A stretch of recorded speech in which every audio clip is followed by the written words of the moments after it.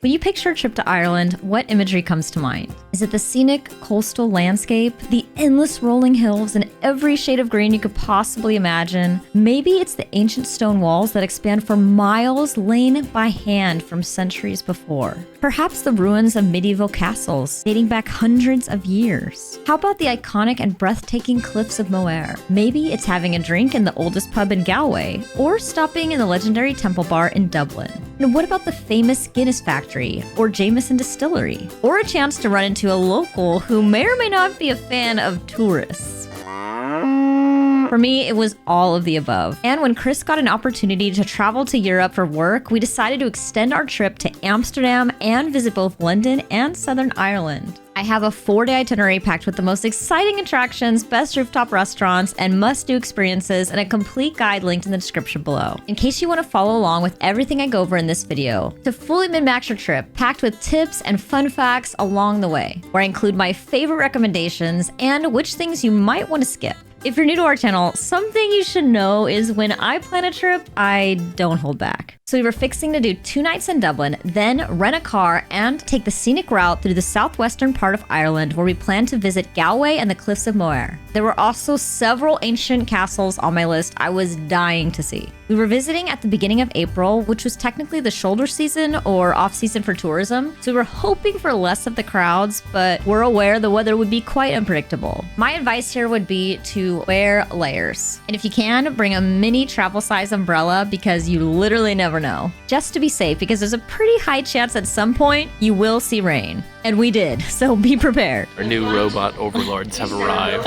It's beginning. At the airport, we were so excited to head to Ireland, and we chose to spend our layover at Murphy's Irish Pub. Our flight was only an hour and 40 minutes from AMS Airport, but our flight wasn't until 9:40, which had us landing in Dublin at 10:20 p.m. and arriving at our hotel just after midnight. We decided to stay at the centrally located Radisson Blu so we could have the entire next day to explore all of Dublin. We're in Dublin!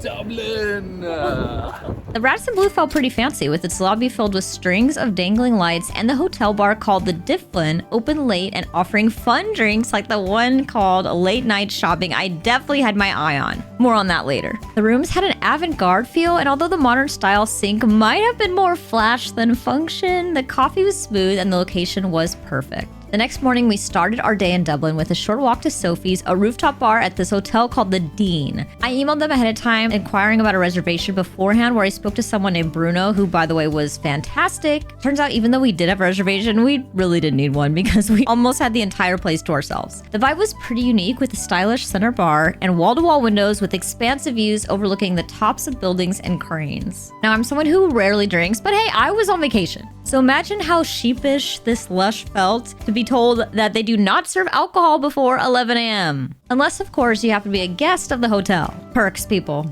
Little did I know at the time they also had mocktails the server did not care to mention. I ended up trying a juice with a mixture of carrot, ginger, and apple that was spectacular, and of course, a flat white as well. The coffee in Europe is something I will never get over. I mention it in every video that we do in Europe. Guys, the coffee in Europe is incredible. For breakfast, I ordered the Sophie's Benedict while Chris tried the works, the full Irish breakfast, and the presentation was gorgeous, but luckily it tasted even better. Now, at a surprise to no one, I had of course wanted to sit outside on the actual rooftop portion of the restaurant, but it was closed until dinner, apparently. But molehills and mimosas aside, Sophie's as a whole did not disappoint. After brunch, we decided to take the 30-minute walk to Guinness Storehouse, where we had booked an experience direct, which included entry and drinks at their famous Gravity rooftop bar. Now we're heading to Guinness to get some beer. Let's go. And I want a stoutie. And I want a baby Guinness. Oh yeah. Do they serve those there? Hope so. It was nice to have a chance to explore some of the city and pass by some of the unique buildings like Dublin Castle, St. Peter's Church. It started to sprinkle on us, but we made it there just in time before it started to really come down. I really didn't know what to expect walking into Guinness, but I was immediately surprised by how big it was. This place was massive, with multiple stories, including some unique works of art. And of course, a gift shop! A lot to buy. We were taking the elevator and making small talk with some other people. And when they found out we were from California, they were like, oh, is that where all the homeless people live? You know, once upon a time, we were known for beaches and sunshine. And that famous TV show just ruined it. People just consider California full of homeless and wildfires. Ugh. We do. Not too good. Back to the Guinness experience. I'm not even an avid beer drinker, and I think this was 100% worth the trip. While taking part in various small group tours throughout the different rooms, we got to sample several shots of Guinness. We also chose to do the add-on stouty, which ended up being a really cool way to make the moment even more memorable. They take your photo and print your selfie on the head of your glass. Honestly, tourist trap or not, we enjoyed it. The room itself is a vibe, and we took our time in the space before heading to the iconic Gravity Bar. Although we had one of the earliest tours booked, this place was already packed. Be advised, it felt a little like Black Friday trying to snag the last toy for Christmas as we cased the place for a spot by the window. But best believe, I got us that seat by the window. Just as we got our round of Guinness, it started to pour outside. Luckily, the Gravity Bar is covered, and we got to people watch from above with a beer in hand and shelter over our heads. All right, Dad, do the mustache. Not good, Mom's judging. 2 out of 10. Something to note, for some reason in Europe, the head is significantly more satisfying. Oh my gosh, the head of the beer, people. Don't make it lewd. Unless. But for real, the foam on the top of a latte is my favorite thing, and beer on draft in this part of the world is just built different. Although I did my best to capture it with the video, you'll have to try it for yourself. All right, babe, your turn. Wow. Right outside of Guinness, there were some guys offering a short excursion in a horse-drawn carriage. And it just so happened that one of the places listed was where we were headed next. Of course, it goes without saying, we took the horse-drawn carriage, guys. We need the stuff. What do you think of the horse, Craig? Yeah? How does this compare to walking? Better than walking. Better than walking. What do we think of the horse? Carry on. Yes, I think it's quite nice. When we arrived, the carriage guys were nice enough to offer to take several pictures of us, but apparently I had watched way too many tourist trap videos because I swore every time the guy took another step back, I was absolutely convinced that he was going to run off with my phone. Spoiler, he didn't, and I was left feeling like a paranoid dude because the whole time in all the photos, my hand is like reaching for the... Literally thought he was going to steal my phone. So embarrassing. But anyway, we arrived at the Brazen Head, which is also the oldest pub in all of Ireland, dating back to 1198. Cheers! This is a must when visiting Dublin. And it's only a 14-minute walk from the Guinness Storehouse if you don't have access to a horse-drawn carriage. With an outdoor patio and multiple rooms, we ended up dining in the oldest room in the oldest pub in Ireland. Chicken gouillons and chips and bagels and mash. Irish coffee in Dublin. That's good. My mom and I got Irish coffees with Baileys, and they were equally fantastic. They also must have known we were coming because my mom and I are major sauce fiends, and I couldn't help but notice a separate charge for extra sauce on the menu. All right, Carrie Ann, what do you think? Baileys and coffee. It's good. Amazing. Yeah. The foam on top of these here, what do you call it, the head? The best. From the Brazen Head, we made the short walk 7 minutes over to Jameson Distillery, where we had booked an experience and a tasting. And another tip here, whenever you are booking tours, experiences, anything like that on vacation, even if you find them on a deal site, be sure to always book direct. Sites like TripAdvisor and Get Your Guide are a great resource to find things to do when you're planning a trip, but booking direct can actually save you up to 30% without the deal site's added fees, so you're welcome. Although we thoroughly enjoyed Guinness Storefront, and we probably shouldn't compare if you're debating between the two, we actually enjoyed our visit to Jameson even more. This experience was just so fun. Even if you're not a whiskey person, the tour guides here were fantastic, and it was really interesting. The experience starts with a welcome drink, one of the Jameson signature cocktails, and by the way, I got the ginger and lime, which was honestly a dream. Next, we were seated around a large table where our guide took us through the history of Jameson, where we sampled 3 different whiskeys. Sláinte!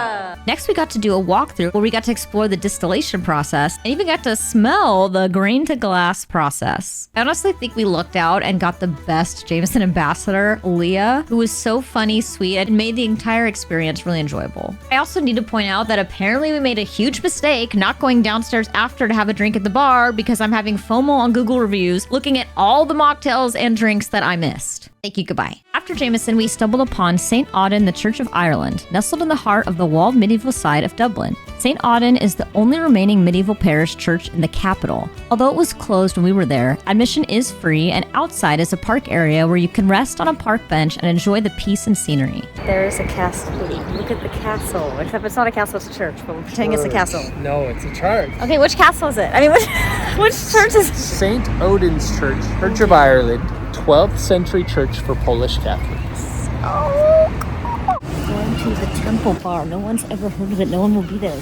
It's a secret unknown location. Hidden gem. Hidden gem called the Temple Bar. Yeah. It's good. There probably won't be anybody there. There's not going to be any crowds. I'll sit right down. It's going to be great. Next, we headed to the infamous Temple Bar. We made it. We're here. And be wary. On Google Maps, there are actually quite a few places sneaking Temple Bar into the name. So be advised, you're looking for the signature red corner building. You'll know it when you see it. But tourist trap or not, we had to check it out. We happened to get there just before it started filling up and managed to grab a table in the outdoor smoking section. And sure, the prices are a bit steep, but I gotta say, it was a vibe. We got a round of drinks and more Guinness, Irish coffee, and Baileys, and our Baileys in particular is one of the best I've ever had. So good. Once again, I had to do a little shameless self-promo and leave some evidence that I was here. Carrie-Ann, what did you think of Temple Bar? Definitely the vibe you want when you're in Dublin, because they have the live Irish music.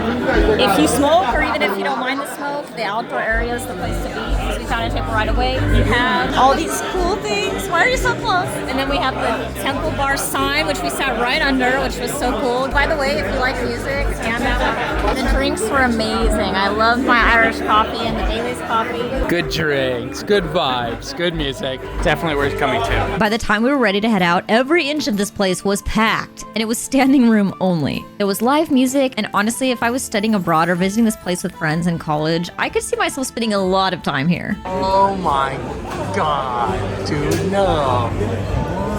In my opinion, it is a must when visiting Dublin, and I really enjoyed our experience. After Temple, we decided to visit the photo-worthy Halfpenny Bridge right before it started to get super crowded. I swear our timing this whole trip was just like right before it got crazy. It seemed like out of nowhere, everyone was starting to hit up the local nightlife. We popped in a few more places and caught some live music and found a pub called The Roof Garden serving pizza on the rooftop and decided to stop in for a bite. The rooftop bar with live Irish music downstairs and sourdough pizza on the roof.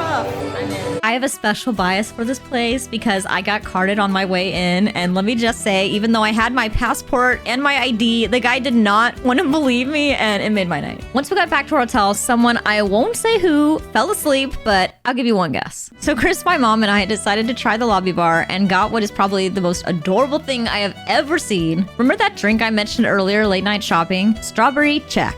Gin, check. Plus, who doesn't love a drink that comes with a free keepsake? Late night shopping with the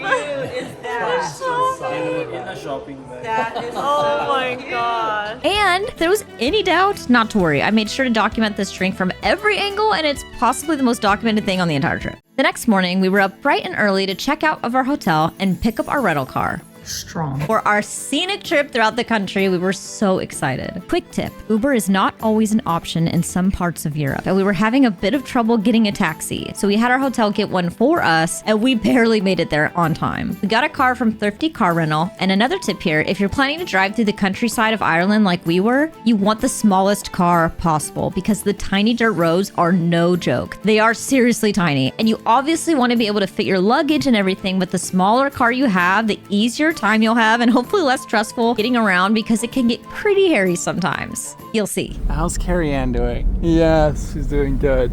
Just gonna put a cow. Running on little sleep and zero coffee that morning, we were all getting pretty loony.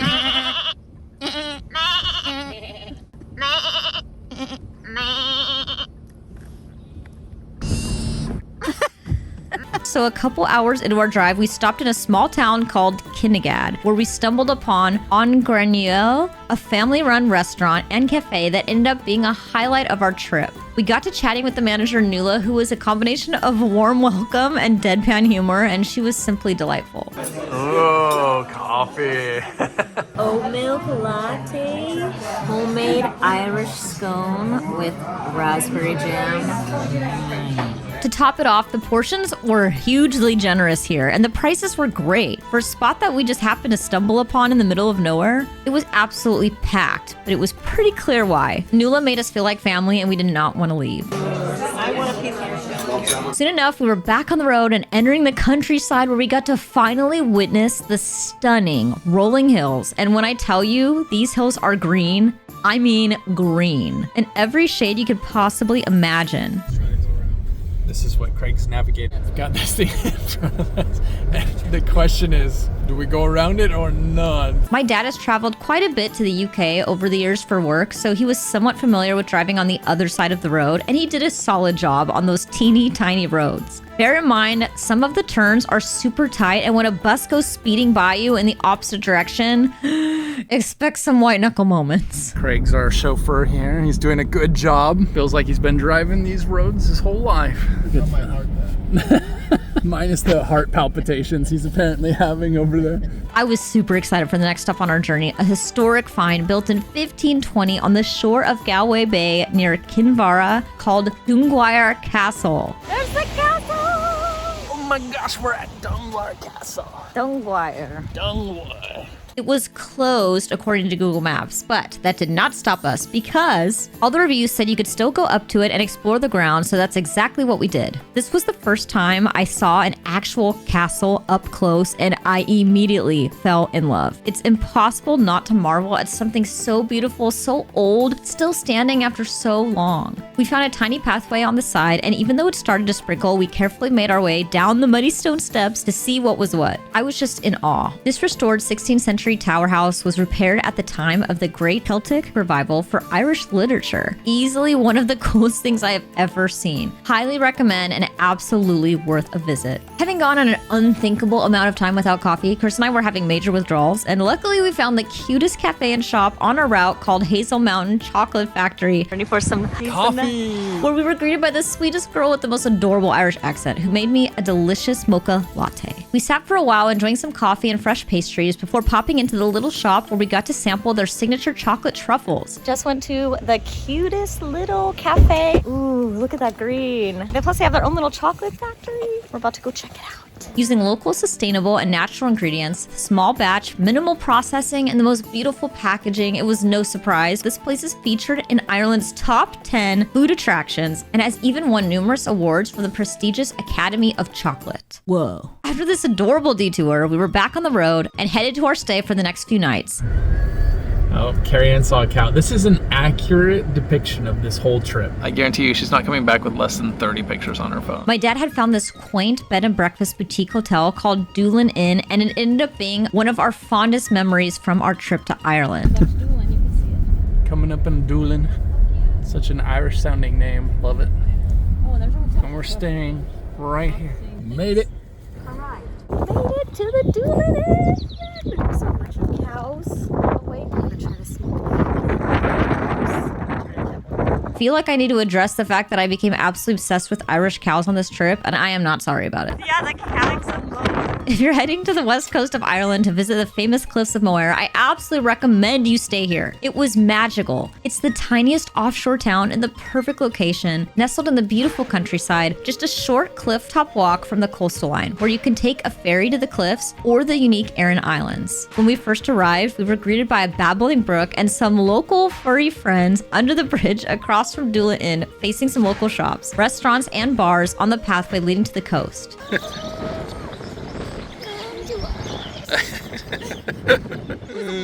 By the way, I didn't know at the time, but Doolin is also the music capital of Ireland and the home of traditional Irish music, which makes sense since so often you'll hear live music in the local bars around the town. After checking into our rooms, we were excited to head straight to the cliffs. There's a lot of ways you could visit the cliffs of Moher, either by bike, by bus, by ferry, or by car. There's even a shuttle that does a pickup from the bus stop near Hotel Doolin and will take you directly to the cliffs and back that we weren't aware of during our stay, so I think it's pretty new, but since our hotel Doolin Inn was only a 10-minute drive away, we decided to take our rental car and check it out.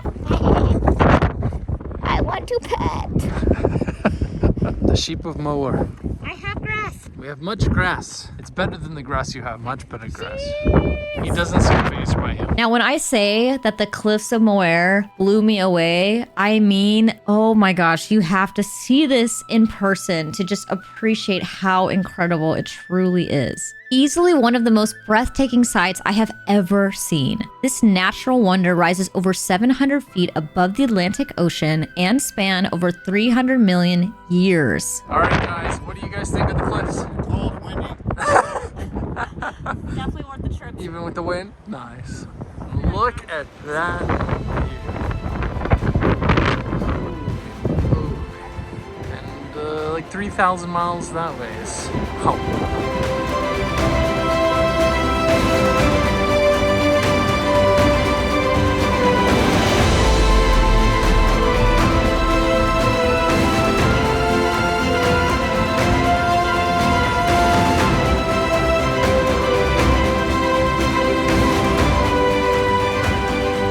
In addition to being a site for various events throughout Irish history, they've also made an appearance in numerous TV shows and films, including The Princess Bride and Harry Potter and the Half-Blood Prince. It's Leviosa, not Leviosa. Okay, wrong movie, but it's really hard to describe in words how remarkable something like this is to see in person. Even with a good camera, it's impossible to capture how extraordinary it is. If you get the chance, it is absolutely something you want to witness in person and see with your own eyes to appreciate just how unique and stunning it is. We're officially the last people at the cliffs. If you look, we're the last people here. That's Chris. Admission to the cliffs is free, but you do have to pay to park, and unfortunately it is per person, not per vehicle. You can purchase a ticket on the Cliffs website to get access to the visitor center, O'Brien's Tower, Wi-Fi, and some exhibits. I believe we had to pay to park in cash, which would be the euro. And by the way, below you can find Cliffs of Moher website with visiting hours and other helpful info, all linked in the description below. No grandies doing acrobatics. All right, where are we? Where are we, Carriage? Cliffs of Moher. Am I saying it right? Yeah, I think so. Oh, I got 8 chins from this angle. Thank you. What do you think of the weather today? I think it's pretty perfect. It's not raining, luckily. Cross fingers. This is perfect. I just hope it doesn't rain and it stays like this. Me too. Let's go and we'll report back when we get there. I'll talk more about the cliffs later on because we realized we had to see them by boat as well. It's green everywhere. And the stream lights on the left. Oh, where we're going for dinner is that little Oh, there's where we're going for dinner. Ivy Cottage. Once we got back to our hotel, we made the 3-minute walk across the street to the Ivy Cottage. There's a Warhol.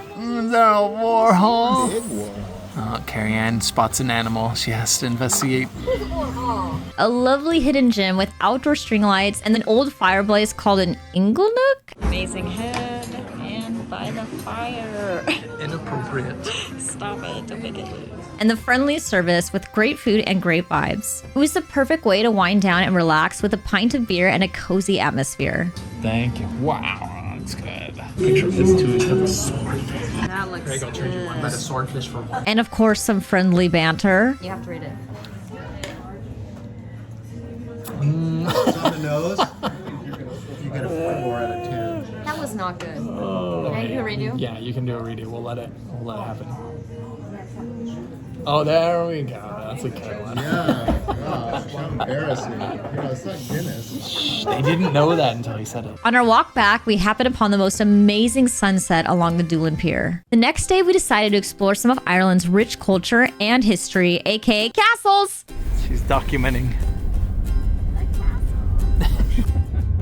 Wow, look at that view. We started the morning by meeting my parents in the hotel restaurant since our breakfast was included with our stay, and I don't know what I was expecting, but this was above and beyond. Our first course was coffee and a tiered tray of pastries, including their famous scones with cream and jam, yogurt parfaits, fresh smoothie shots, and the most amazing bread. Soft, full of grains, and nothing like the bread you buy at the grocery store, at least where I'm from. After that, we got to select something from the menu, and of course, everything sounded good. I opted in for the eggs Florentine and was not disappointed. After giving our furry friends a quick visit, Who's a Warhol? we were on the road, heading to some scenic spots I found nearby. Driving around, I was mesmerized by the stone walls that seemed to go on forever across the impossibly green landscape. You might hear them referred to as dry stone walls because they are laid one stone at a time by hand without anything holding them together, which I imagine back in the day was the most tedious, mind-numbing task. However, the farmers looking to clear their land to grow crops while simultaneously separating their land from other fields, it was essential. It blows my mind these walls are still standing after centuries of war, weather, and just day-to-day wear and tear. They're just one of the many wonders that make Ireland magical and incredibly unique. Okay, so I may have given my dad a heart attack when I screamed at him to pull over on the side of the road, but there was literally a pack of Irish cows. Hello? Stop.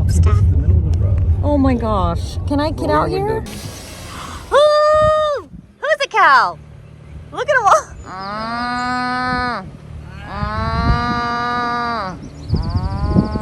Wow, way up close. Nice cow. Of course, they went from curious to confused to utter panic in the time it took me to mad dash them. Oh my gosh. Utter panic. I didn't even plan that one. You could pretend you never heard that. Okay, I'm done. Spending a lifetime longer than anyone else wanted to and a fraction of what I would consider ideal, I was yanked back into the car to continue towards our next stop, Rath Graveyard. Pretty cool in here. Strangely, we couldn't find much info about this gravesite online, but there was a sign that read, "Though you know not my name, remember me. Though I may not have a special spot, remember me. Though I was only here for a very short while, remember me. Though I may not rest in this sacred place, remember me. Though my soul was just passing by, remember me. Remember me, remember us. Pray for all."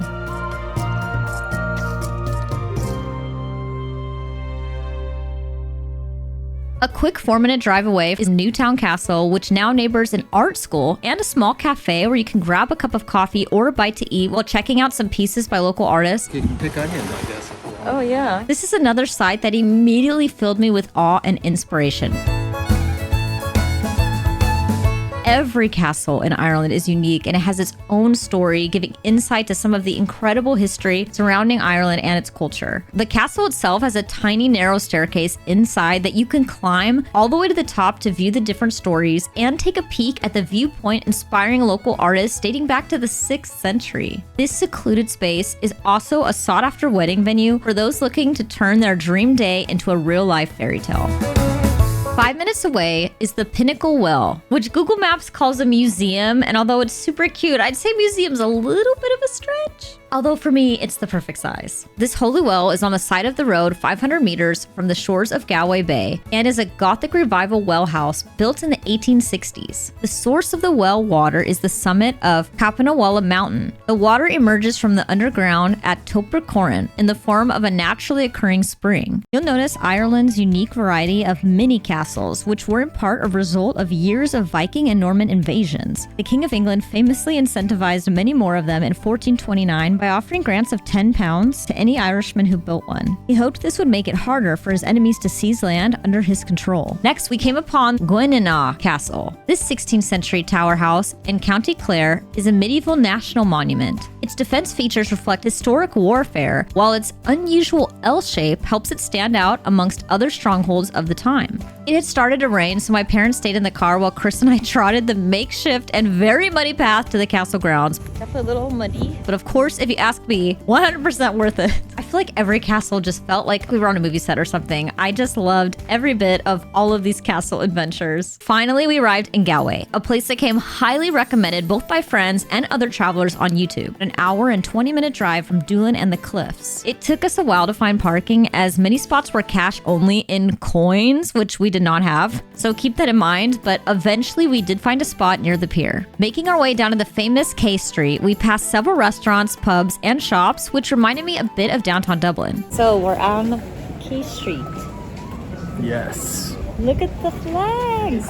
Quay Street! By the way, I believe this is the correct pronunciation. It's Quay, not K or Quay. But if you think I'm wrong, let me know in the comments below. Feeling a bit peckish, we decided to look for a place to eat and settled on the King's Head, which the building itself dates back over 800 years, so we had to check it out. This place ended up being massive, with an upstairs, multiple stages, and a 400-year-old fireplace in the front that gave a real cozy vibe. We asked to sit near it, but the staff informed us that the the open table was only for a party of 5, and since we were a party of 4, they wouldn't seat us there. And let it be known that table sat empty the entire time we were there. Sitting inside the main area, which was a bit noisier and not quite the vibe I was drawn to, we ordered a round of drinks, which made up for the lack of warmth from the staff. I got the Galway girl, any Ed Sheeran fans? And Chris got the salted caramel espresso martini. Both were divine and photo-worthy, which is always a plus in my book. The food was good, but the boxty potatoes, oh my gosh, one of the best things I've ever had in my life. They were so good, we ordered a whole side of them because I've never tasted anything like this, and I did not think I would again. Waving goodbye to the empty table we weren't allowed to sit at, we headed back to Doolin for our Cliffs of Moher cruise. Let's go.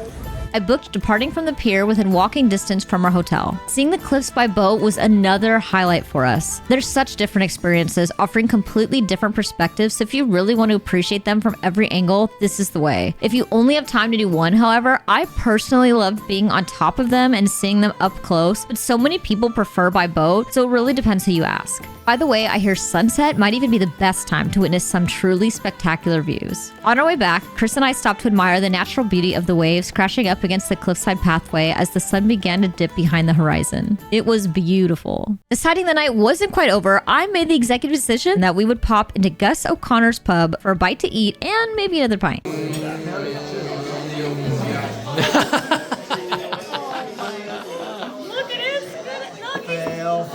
Nice. Look what she did to me. Unfixable. Ooh, those are good. What'd you guys get? Is that Bailey's coffee? Oh man. Is it a good party this time? No. Cheers, guys. Delicious. The food here was surprisingly fantastic. Even though we got pasta and curry, which neither are traditionally Irish, this was some of the best food on our trip. What'd you think of the food? Good? Looks like you don't like it. Way too much because it was too good. She did a pretty good job. This was also her plate, though. Me and Craig destroyed our plates. They really destroyed the fry. Oh, see, I did. The penultimate day in Ireland. But the best part was at the end of the night when we stepped outside the pub, my jaw dropped as I found myself staring at the most glorious sight to behold. Any guesses? Oh boy, she spotted more moose. That's right, more cows. A herd of cows were literally right outside grazing in front of us. And she's off. Nobody could stop her.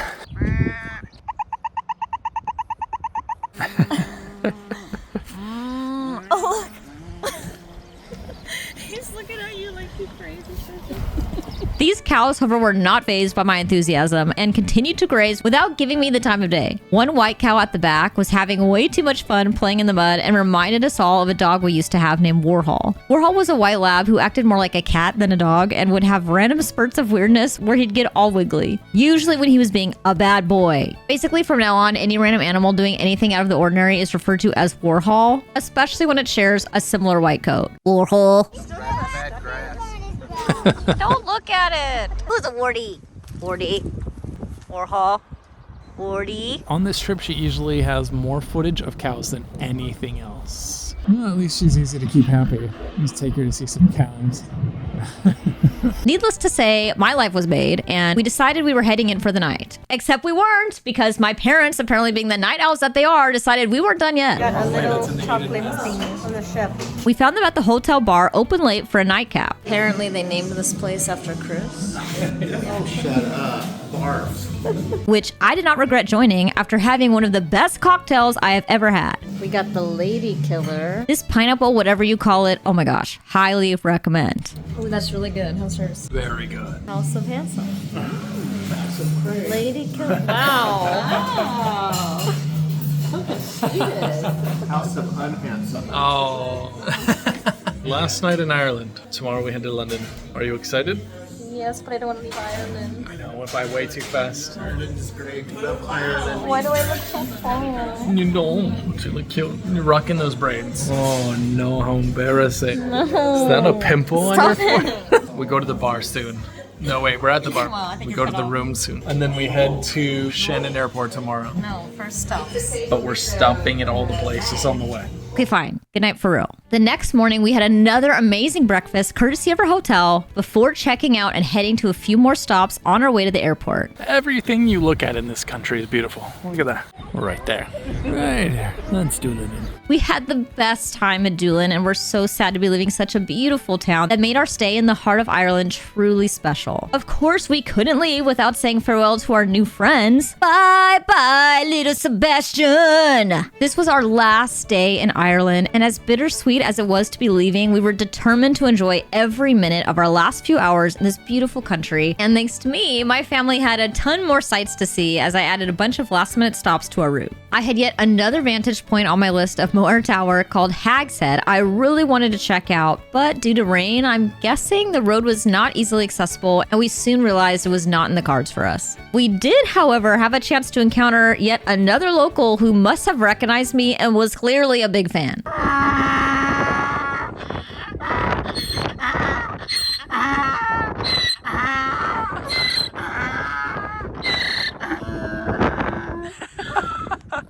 The most donkey-sounding donkey ever. Next, we visited Liscannor National School, where we found yet another castle right outside the grounds. Imagine being a primary school student and just spending your recess in a freaking castle. Hello? Now, between us, this place didn't seem to be necessarily open to the public, but we snuck over to take some photos and see it more up close. However, it did have a little gate around it, so we decided to respect the boundaries. After passing another ruined tower deemed castle, we stumbled upon one of my favorite places we came across in Ireland, Kilmacreehy Cemetary. Primarily a graveyard, this has to be one of the most stunning burial grounds in the world. For a place as lonely as a cemetery, which you might normally associate with sadness, this was something else. Sitting on the water facing the Atlantic Ocean on Liscannor Bay, surrounded by the sound of waves crashing against the rocks, seeing the overgrown ivy cover the hedges and disappear into the grassy plains, it felt calm, peaceful. Not a bad spot for a final resting place, I must say. We're in Kilmacreehy Church, I guess? I don't know, because clearly tombstones in here.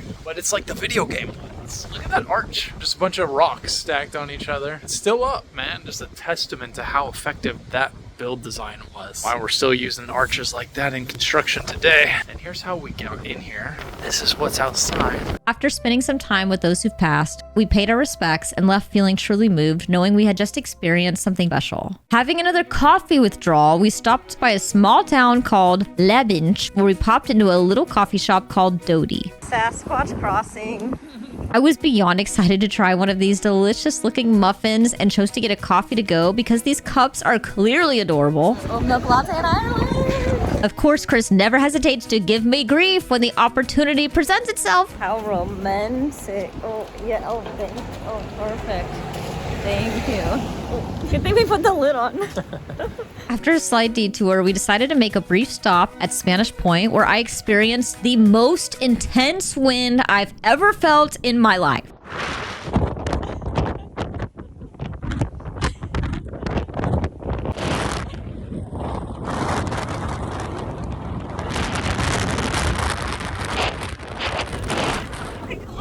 This is the windiest spot we've found so far.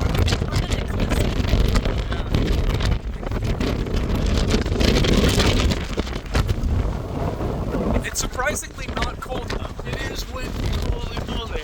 The other direction. Okay, now I know you're sick of castles by now, but I promise I saved one of the best for last. This one looked straight out of something like Game of Thrones. All right, now we're at Clare Abbey. Now, this is a castle. Near the town of Innis, along the banks of the Fergus River, lies Clare Abbey, a ruined Augustinian monastery.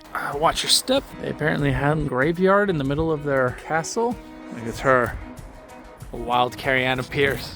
Look at that, babe, up there. I think the towers were always where they would retreat, like the lords would retreat when they were being attacked. Take their best men up there with them. And the green, the grass looks fake.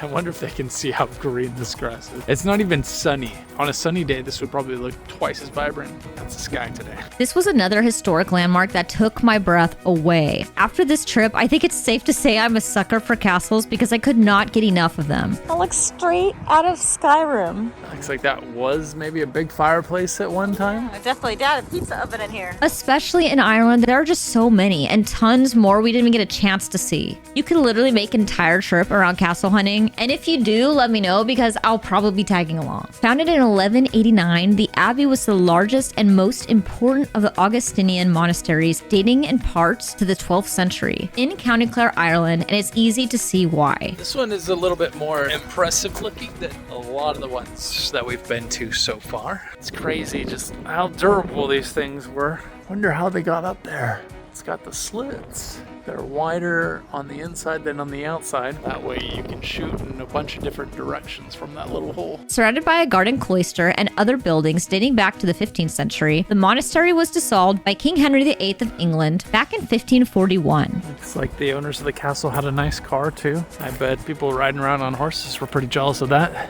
They even had their own power lines. It's nice, it's convenient. I don't think people here have to pay much money to water their lawns. Walking around through the remnants of this beautiful structure, you could feel the history there. The mere architecture of the historical landmark is just marvelous. Walking through it, it felt like a movie set, but knowing it's something real, filled with history, and still standing after centuries, once again, I was overwhelmed with this magical feeling, like I just stepped into a fantasy. Irish crows. Crows are definitely cawing at me like I'm in their house. I could have spent hours here. The grounds themselves were massive, but the vast structures towering overhead, every bit of it was inspiring. Ireland is full of adventure. Everywhere you turn, there's an old castle, a legendary pub, or a small town just waiting to be explored. Depending on the time of year, you can expect rain, high winds, and it can get pretty chilly, so pack smart and be prepared. But even on an extremely windy day and freezing cold temperatures, seeing the marvels like the Cliffs of Moher in person is something you do not want to miss. If you're looking for a vacation rich with history, captivating views, and the kindest people you'll ever meet, I absolutely recommend you add a trip to Ireland to your bucket list to see these incredible sights and experience this magical country for yourself. Once again, I have a full itinerary linked in the description below to help you get started. Be sure to give it a like, don't forget to subscribe, and if you found these tips helpful, maybe even share it with a friend. What did you think of the trip? I already want to go there. Look at my hair. How embarrassing. It's really embarrassing. Don't show the camera the back of your hair. Listen, if you have fine hair, if it's windy at all, this is what happens. No. Can I?